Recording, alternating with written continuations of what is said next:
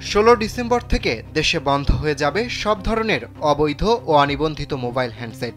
তবে এর মধ্যেই যারা অনিবন্ধিত মোবাইল ফোন ব্যবহার করছেন তাদের জন্য সুখবর দিয়েছে বাংলাদেশ টেলিযোগাযোগ নিয়ন্ত্রণ কমিশন বিটিআরসি।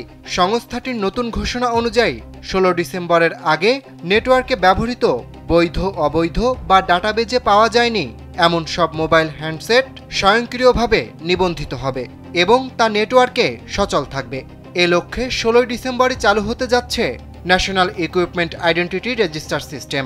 আপনার হ্যান্ডসেটের বৈধতা সম্পর্কে জানতে মোবাইল ফোনের মেসেজ অপশনে গিয়ে KYD স্পেস 15 ডিজিটের IMEI নাম্বারটি লিখে 16002 নম্বরে প্রেরণ করুন।